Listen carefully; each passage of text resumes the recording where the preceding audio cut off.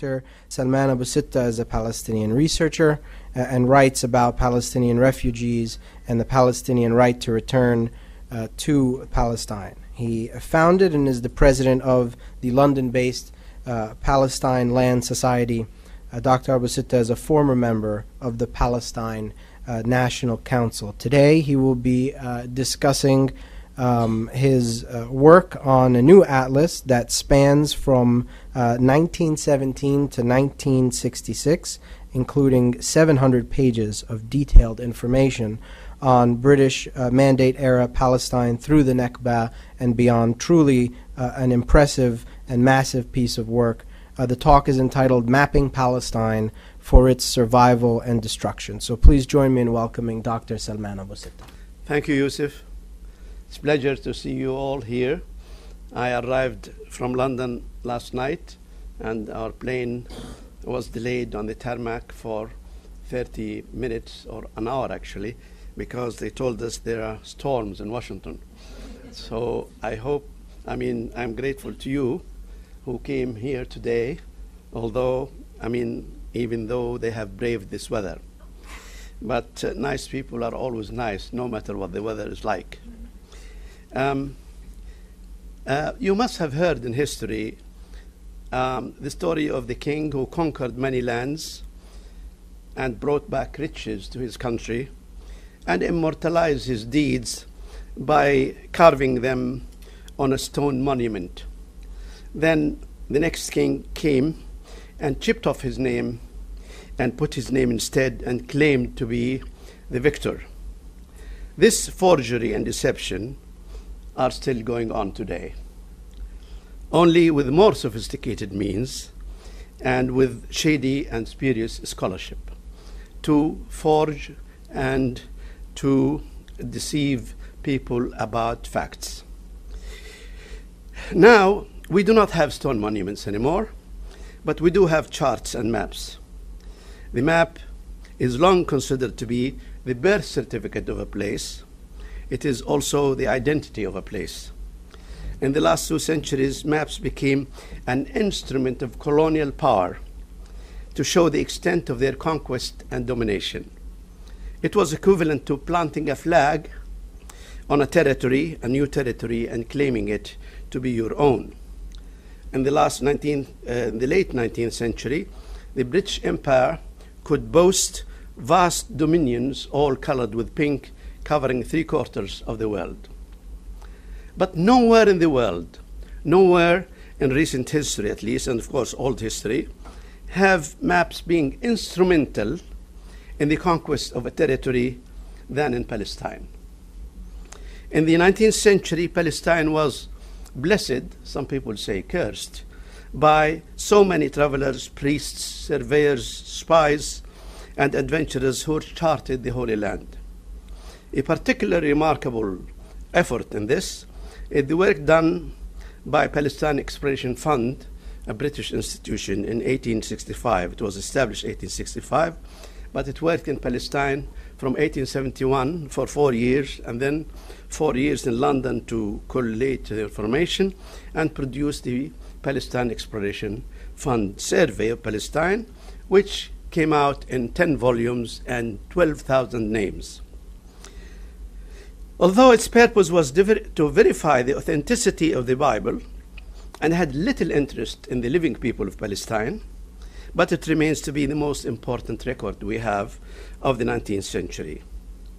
All this mapping was vital for General Allenby when he started to conquer Palestine in 1917. But in 1917, you know, there is Balfour Declaration, and 2 years after the 1917, the Zionists, promoting the myth that Palestine was a land without people and ignoring the well-documented PAF survey, presented with great audacity to the peace conference in Versailles in 1919 this map of Palestine, but not this one particularly, hashed over it over 1,000 towns and villages in Palestine, and wrote on it grazing land for nomads, and presented this map as a document for Versailles Peace Conference in order to advance their aim of taking Palestine. It's a land without people. It's a grazing land. This map is available. I could show it to you. But this month ushers 93 years of death and destruction and destitution of the people of Palestine, resulting from Balfour Declaration, the promise of those who do not own to those who have no title. Yet, while Allenby was fighting in Palestine, he has not yet finished conquering Palestine. Chaim Weizmann, on behalf of the fledgling Zionist movement, went over to Balfour and asked him to make a survey of every acre of Palestine. Why? He said, to verify the ownership of every single acre in Palestine, with the understanding that if it is not verified or is in doubtful, or if there are no documents, it will be taken over by the mandate and given over to the Jews. So here then, the survey of Palestine was created specially to find out how much land the Zionists could take of Palestine. And that was done even before the mandate was established legally, and before even Allenby, as I said, completes his conquest of Palestine. And Chaim Weizmann appointed a trusted Zionist official to help him in this endeavor. And this trusted official, Zionist official, 2 years later became the first British Mandate High Commissioner of Palestine. He appointed Herbert Samuel as his advisor. Before he was appointed officially by the British government as the neutral administrator of Palestine to bring Palestine to freedom according to Article 22 of the League of Nations. The colonial powers intended to create spheres of influence and to utilize natural resources and, of course, to use the cheap labor of the colonies. But Zionism has totally different objectives. It has three of them. One is to occupy and confiscate the land of Palestine. That's number one. Number two, to expel its population, who they say they don't exist, but there are a population of 1,000 towns and villages, to expel them and to dispossess them. The third one, of which the Atlas is the subject, is to erase their memory, their records, and their trace from history totally.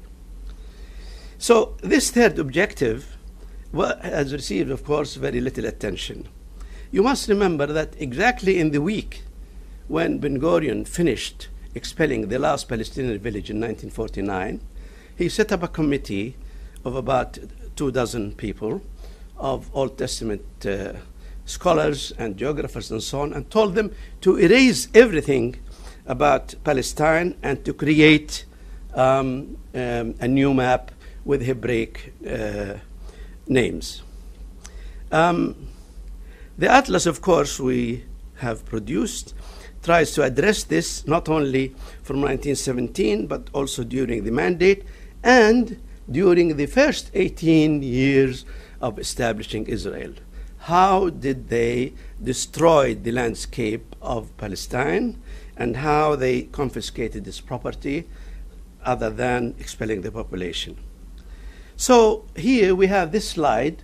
This is, of course, the Palestine which Allenby found when he came to Palestine. You can see it's a country with variable terrain, fertile coastal plain, cultivated mountains in the middle, and Al Ghor deep below sea level.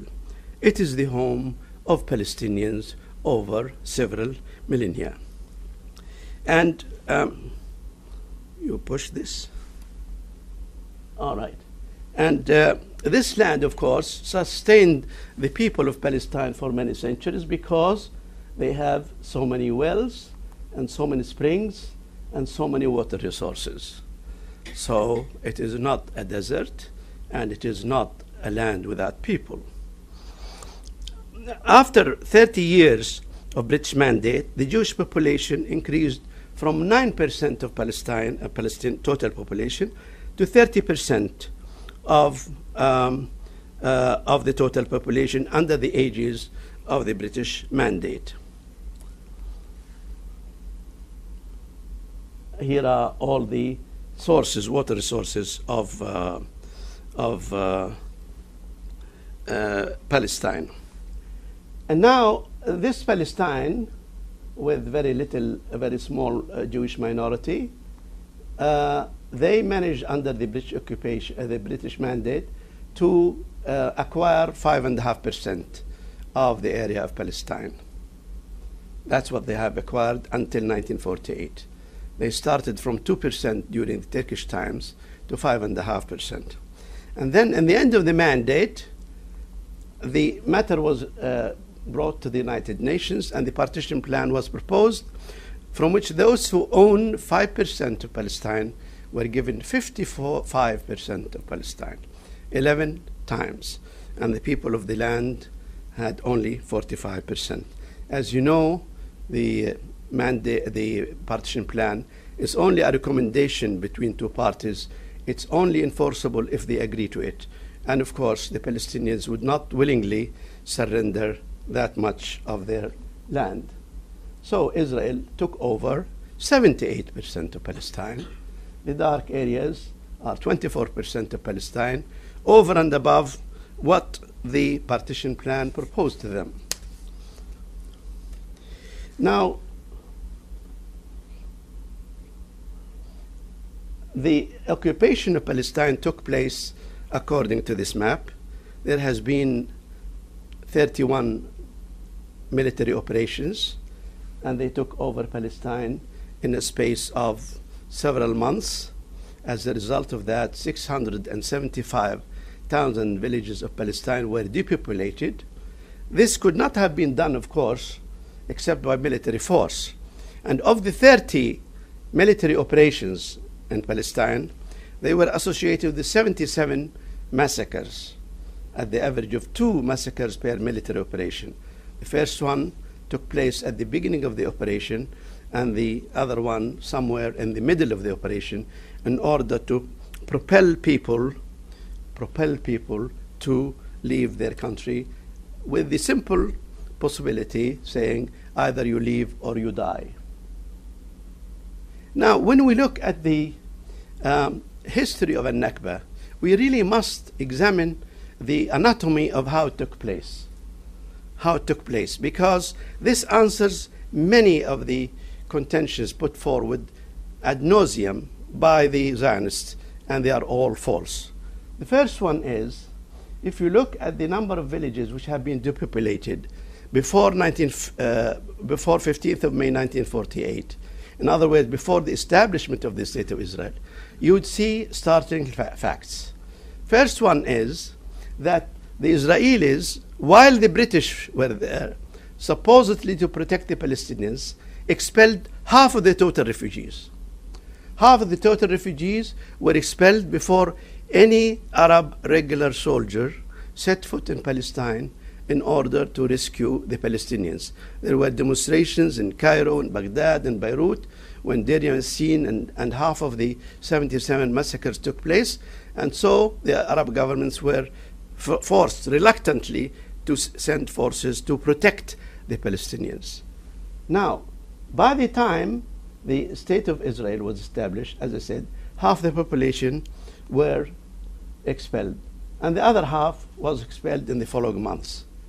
If you look at this diagram, you'll see a number of interesting facts. First of all, when there was, we can actually superimpose in that the Israeli military operations, the green ones. The yellow one is the truce. During the military operations, people were forced to leave.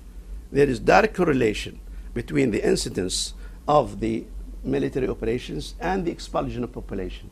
When there was no fighting, when there was truce, nobody left. So then the refugees did not leave upon Arab orders. They did not leave of their own free will. If they wanted to do that, they would have a good opportunity to do that when there was a lull in the fighting, when there is a truce. But nobody left during that time. So all the expulsion, all the depopulation was directly correlated to the incidence of the military operations. And in order to prove that more, we can see the incidence of massacres. They always coincided with the Israeli military operations one by one. And when there were no massacres, and when there were no fighting, nobody left. So this really put to rest many of the myths created by the Israelis, that they left on their own, that we asked them to stay, but they didn't want to stay, and so on and so forth. Here we have the incidents of the massacres. You can see most of them are related to the corridor between Tel Aviv and Jerusalem, and Tel Aviv and Haifa. The typical case, of course, of a massacre was, or occupation of a village, was to surround it from three sides, leaving one side open to the north, to Lebanon, or to the east, to Jordan, or to southern Gaza. And then the young people, men, all are collected in one place, and the women in another place. The women's jewelry was taken off them. They were sent over to the nearest Arab lines. And the men, there was usually a massacre in the village from 20 victims to about 200 victims.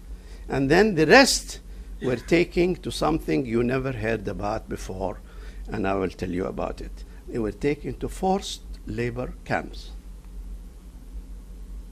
So in summary, the Nakba, what we call a Nakba, people lived in over 1,000 villages.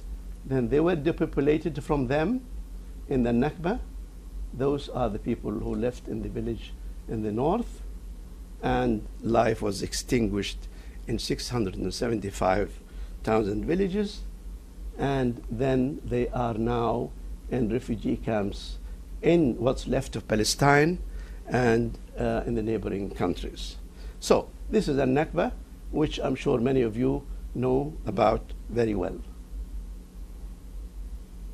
The direction, of course, of the expulsion, as I said just a moment ago, followed this pattern to north, Syria and Lebanon, east, Jordan, West Bank, and south to Gaza. Now, when this took place, Israel was announced in 14th actually of May 1948. By this time, it only occupied 11% of the area of Palestine. So when it went over to 78% of Palestine, that's all extra over the date on which Israel was established. It took 78% of Palestine. Now, the grabbing of land is, of course, a fundamental principle of Zionism.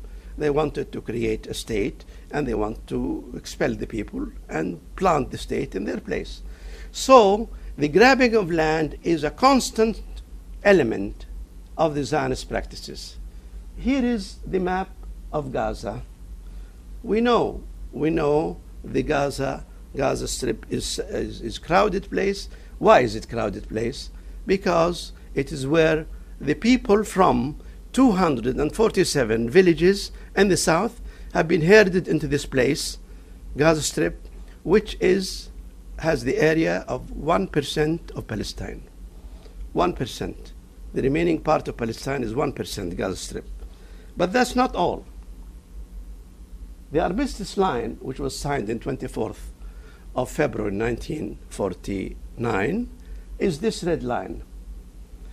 What you do not know is that through coercion and through deception with the King Farouk government of Egypt, they agreed on a temporary line on the armistice line, which is this line, the blue line. They called it Modus Vivendi Agreement, signed 1 year later after the original armistice agreement. And from that, they chopped 200 square kilometers of Gaza Strip. It was 555 kilometers. With this blue line, it's 362 kilometers. And the idea was this line is temporary line to make the border quiet. But this line became permanent, and you don't see it anymore on maps. The red line, the original one, the correct one, you don't see it. You don't see it. But you see the blue line, and therefore this area was taken by Israel on the understanding that it will be returned after the situation will cool down 2-3 years' time. By 1956, with the Suez War, it became permanent, and nobody ever bothered to discuss this. So this is not the only case where grabbing took place even after the hostilities finished in 1949. Here is another case in the West Bank. Here you see the line of the military Israeli forces, the extent of their conquest until 2nd of April 1949. They coerced King Abdullah. They threatened him. They will take over the whole West Bank if he doesn't give them a bit of the West Bank to divide it between them. So he had to agree to this line. And this yellow area, the people in this yellow area called Muthallath, suddenly found themselves under the jurisdiction of Israel. This is by sheer threat, by military threat. But of course the Israelis were not happy by this arrangement, because one of the people who live in this yellow area is a man who the Israelis loathe very much, and they imprisoned him so many times. He is the defender of Al-Aqsa Mosque. His name is Ra'id Salah. Ra'id Salah comes from al-Faham, which happened to be in this area. The grabbing, of course, is continuous. That's what I'm saying. I mean, if you really see this argument, not only after the 1949 and the armistice line, you see it now in the West Bank and the settlements in Jerusalem, you see it in Al-Araqib in Beersheba.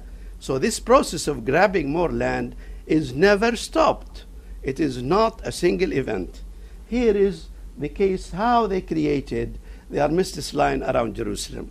First, they agreed with the officers of Glob Basha of Jordan and Moshe Dayan on a line like this. And then they said, this line is no good for us, because here below the green line, the railway from Jerusalem to Jaffa goes along this area, and they wanted it. So they created a new line which took over the villages of Walaja and Beit Safafa and the railway line and Latrun area. That also took place after the hostilities went over.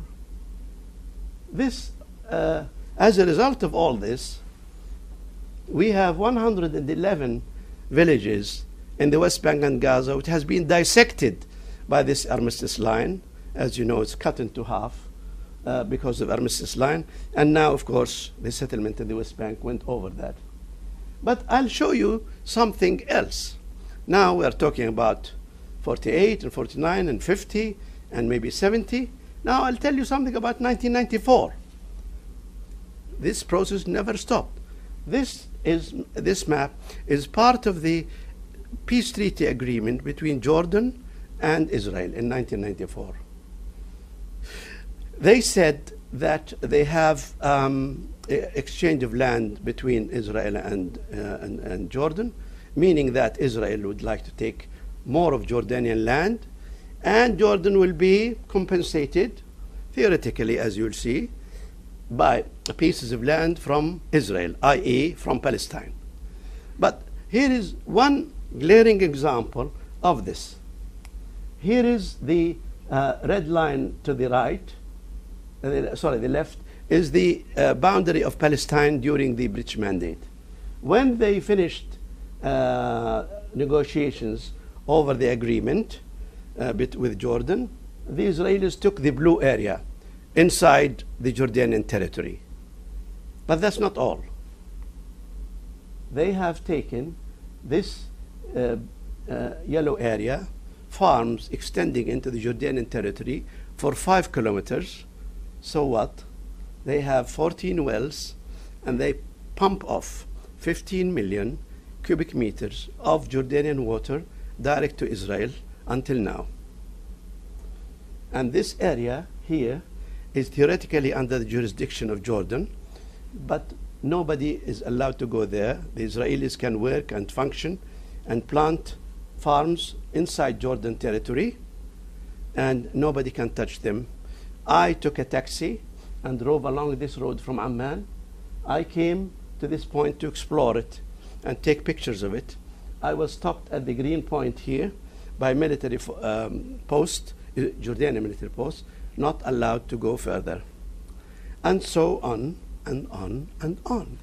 So therefore, the as I keep saying, the military conquest of Palestine has never stopped, even today and tomorrow, if we let them. Now I would like to tell you a little bit about what happened to the empty Palestine which is left behind. What did they do with it? Suddenly, Palestine is empty, and of course, you have 14 cities which are emptied of its population. You have about 600 villages emptied, and Ben Gurion was anxious to bring in as many Jews as possible to fill the void. But before he did that, they entered into several phases of the destruction of Palestinian landscape. The first one is there was massive looting of the main Palestinian cities in Jaffa, Lydda and Ramla, in Jerusalem and Haifa. Massive hysteria of looting. These are not my words. These are the words of the Israeli writer Moshe Simlansky. He said, hysteria, mass hysteria of Jews descending on Palestinian homes, ripping of everything, taking everything which he carried, everything they can carry, they carried out, including the tiles, including the doors. They ripped the tiles from their place. They took pumps in Bayara, which is a farm, and so on. Huge, massive looting. Who did that? Several groups. The first group of looters are the kibbutzniks, who live next to an Arab town. They are the first to descend on them. The second group of looters were the army officers who, after finished occupying a village, turned down with their trucks and tanks back to the village or the town and filled their trucks with the loot. From Lydda alone, Battalion 5 of the Israeli army filled 1,800 trucks. Ben Gurion said, this is untold wealth. We really must preserve it. And the third group of looters were the high members of the ruling party. They all fought among themselves, among the best Jerusalem houses, the Mapai at the time, and they picked the best villas in Jerusalem to take over. The next group of looters are the businessmen who sat together in Haifa and decided among themselves who will take the Palestinian factories, workshops, stores, businesses, and so on, and decided this among themselves. All this within the first 18 months of the establishment of Israel. We have now full documentation about that. But the biggest looter of all, which is even at the moment maintaining the loot, is the Jewish National Fund. They took over all of the rest of Palestine, together with Jewish Agency. Jewish Agency brought new immigrants to occupy the space, and the Jewish National Fund, until today, they are controlling all the Palestinian land. Can you imagine a state anywhere in the world in which 93% of it doesn't belong to it? Israel is built on a land of which 93% is Palestinian. But then they started destruction of the villages. The first line of destruction was between Jerusalem and Jaffa, and between Jaffa and Haifa. Why? They said very clearly, when visitors, foreign visitors, who come to see our exploits, they will see the ruins of villages that will be, I quote, very embarrassing for us. So they started removing the debris from these villages in these areas. This followed by the area around River Jordan and Tiberias, and around Gaza, because Gaza is a huge concentration camp, and they did not want people to be tempted to go back to their homes. But then came something else. Someone said, you are destroying these villages. There may be something in them we would like to keep. What is that? They said, we want proof of Jewish history in Palestine. And all these villages are very ancient.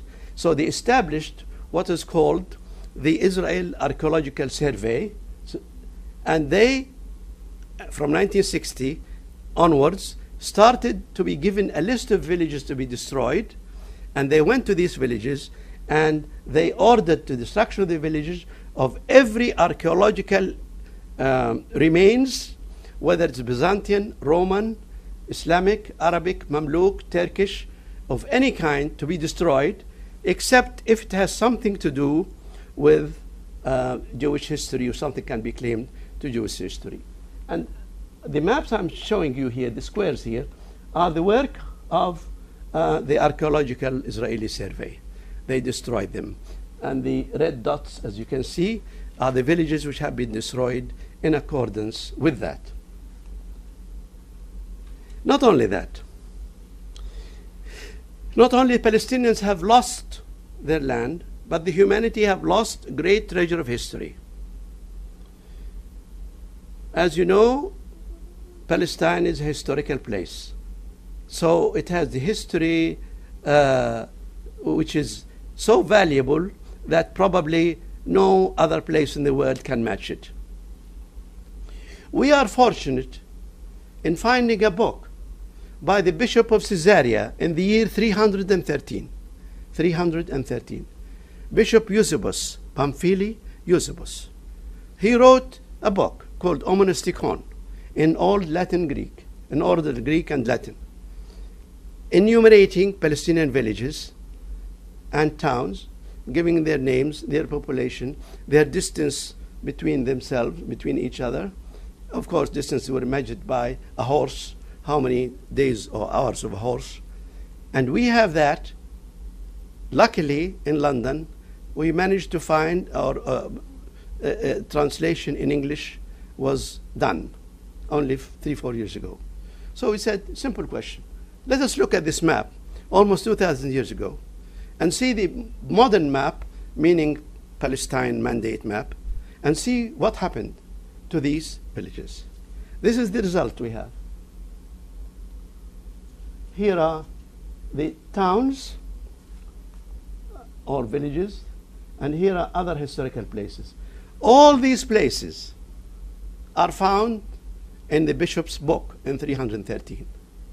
All of these places are found in our maps of the British Mandate. And all what you see here, 139, have been destroyed by Israel. Therefore, Israel destroyed 139 villages 2,000 years old. 2,000 years old. This is lost forever.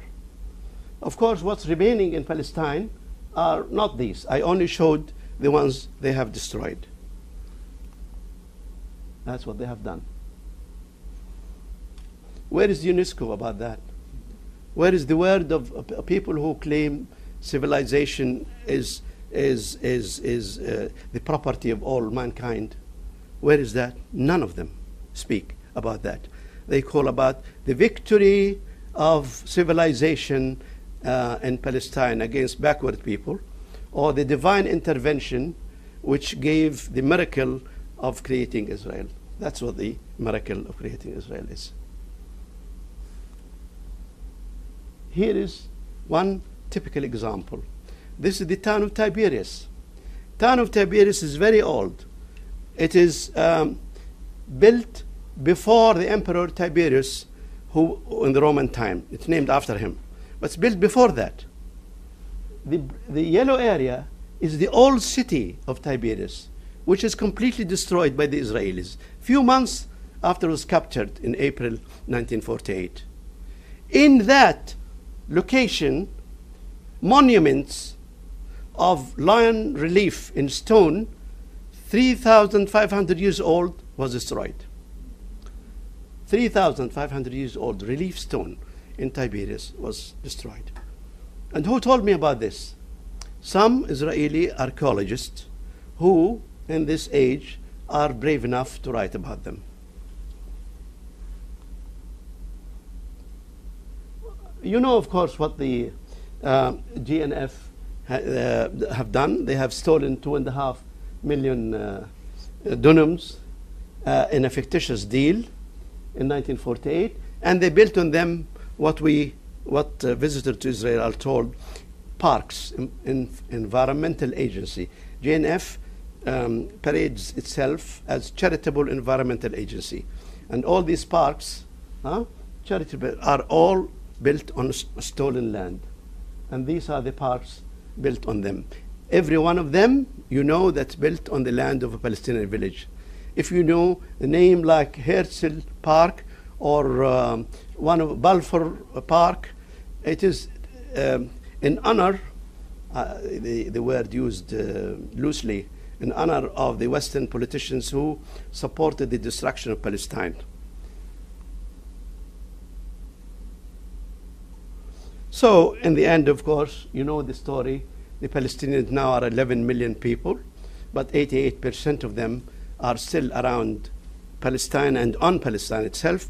Only 12% are outside Palestine. We, of course, always plan for the return home. No question about that. Your home for so many thousands of years, you cannot forget it. You can actually see it. In order to do that, we have to know who the refugees are, where they are, and so on. Luckily, we have a database which tells us a lot of things. For example, we know where the exile maps of any Palestinian village. Here is the village of Al-Jiyya, and the blue areas are where the population of this village are now exiled.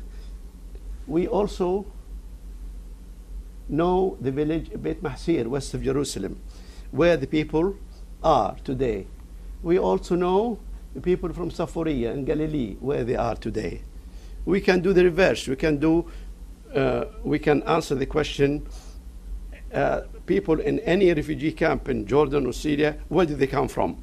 We know their names. We know their family structure. We know who the father and mother is. We know their land. We know where they come from. We know their mosque in Palestine. We have all this data thanks to the computers. We also know everything about 1,200 Israeli towns today.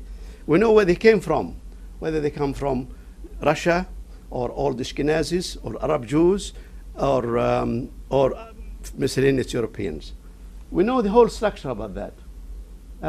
So we asked the question, which we have tried to answer many years ago, but now we try to answer it very clearly. If people return, do they come across any Israeli urban construction? Can they find the location of their village or not? We found this map detailing everything. All this, of course, is taken from the atlas. And we find there are only 25 villages out of 560 which are completely built over by Israel, naturally, in the expansion of Tel Aviv and Jerusalem and Haifa. The rest is open, no question about that. We also tried to ask, what is the population density of the Jews in Palestine?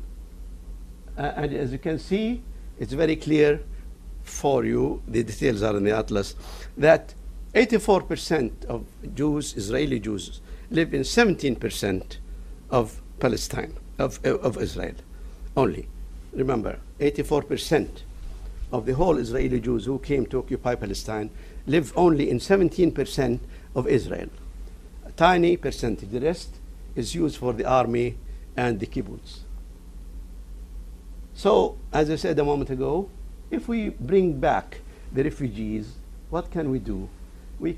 This is the northern district. These are the existing population, whether Russians or Ashkenazis and so on, for every single Israeli locality. We know who they are.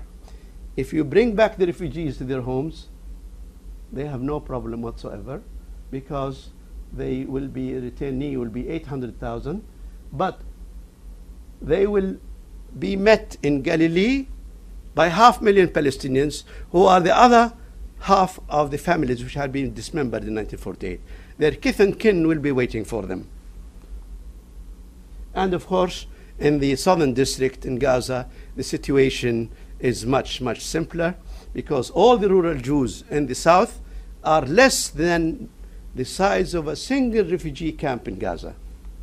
So when the refugees return from Gaza, they find nobody in their face.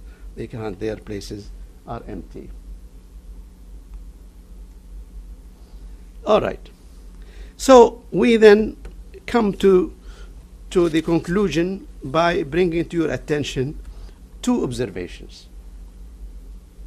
These are the indices, the names we entered in the atlas. 40,000 names. 40,000 names. Names of villages, known places, names of historical sites, names of everything. So the history of Palestinians is recorded not only in maps, it's also recorded in the place names. The names which we have gathered are an entirely magnificent treasure of history, of information, and of ownership. Palestinians don't need to have title deeds and so on. They just need to, anybody needs to see how they carved these 40,000 names. These names honor family. They are referred to Abu, Ibn, Bint, almost 3,000 times. They also indicate ownership, Ali Garden, Hussein Field. They indicate planted fields, what kind of plantation, olives, grapes, figs. They indicate places where animals are common, place where horses, camels, gazelles, wolves, foxes, or places relate to birds, hammam, pigeon, falcon. They indicate the color of the soil, red, yellow. They indicate terrain. All these names describe that.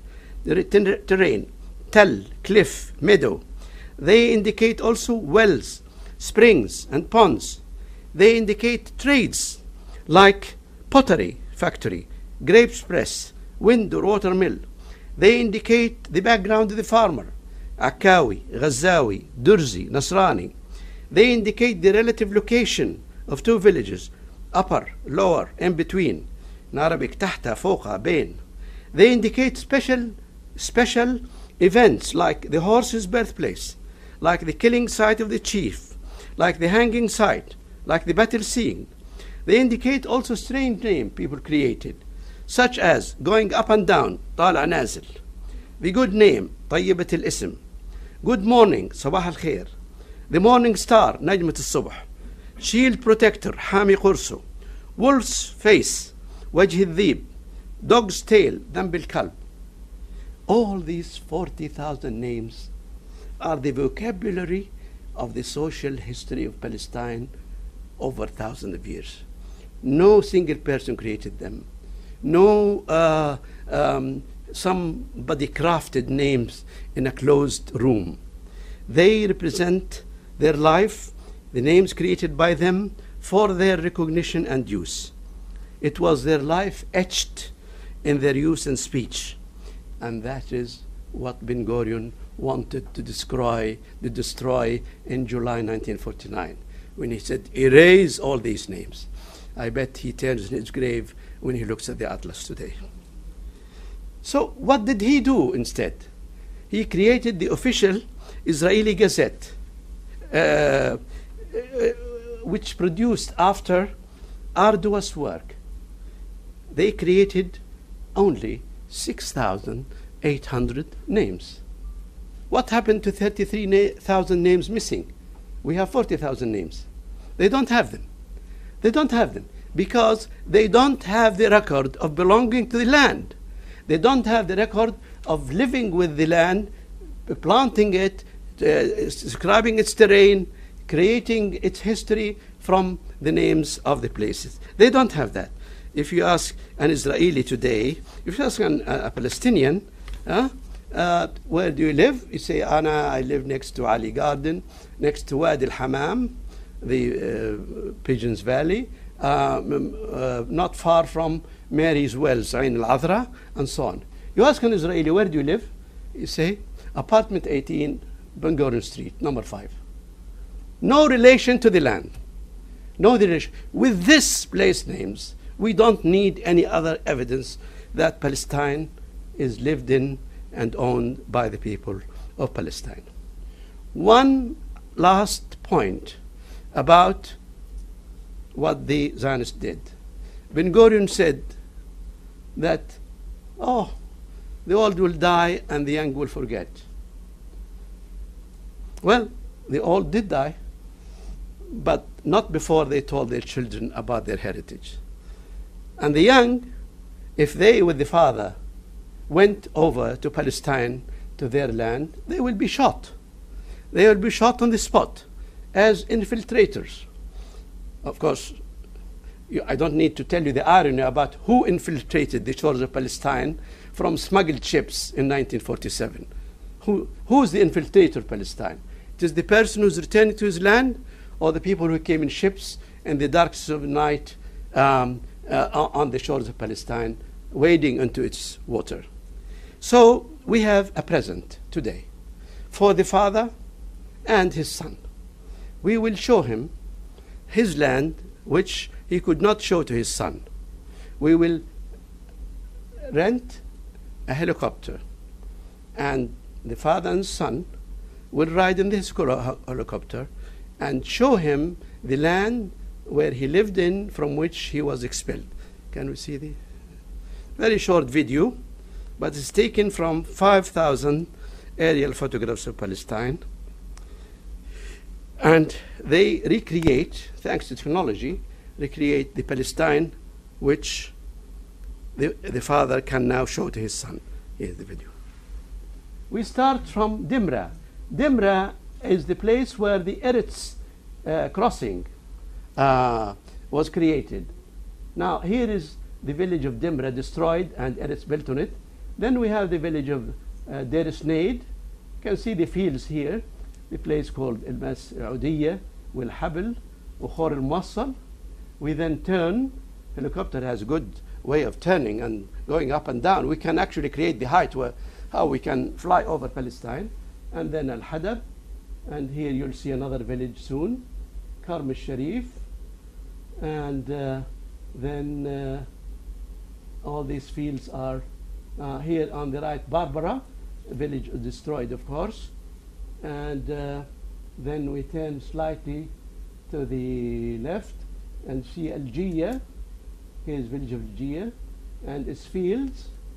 We turn around and then we go to the Mediterranean, see the sand dunes here, and then we see Na'liya. The white area is sand dunes, and then we see a small village called Al-Khasas, the Mediterranean in the background, and then we go to the village of Asqalan, old Asqalan, very ancient, named Al-Jura. Asqalan, here is the Mediterranean. Asqalan, destroyed also. There is a monument here, 11th century, destroyed by Moshe Dayan himself. And here we go to Al-Majdal. Al-Majdal, an important town on the Gaza-Haifa highway. Here is Al-Majdal. And so the father can then show his son. As I started with the story about the defaced monuments, we realize that truth may be hidden or distorted, but it always have a way of coming back. It does not die easily. So is justice. Justice has a long life. If destroyed or burnt into ashes, it rises again from the ashes like the phoenix, to haunt the murderer and the robber and the unjust, and to tell the victim that your rights will be restored to you. I'm sure truth will shine again, and as a believer in the human spirit, which refuses to surrender, I'm sure that Palestinians will surely win and achieve the most basic of human rights to return home. Thank you very much.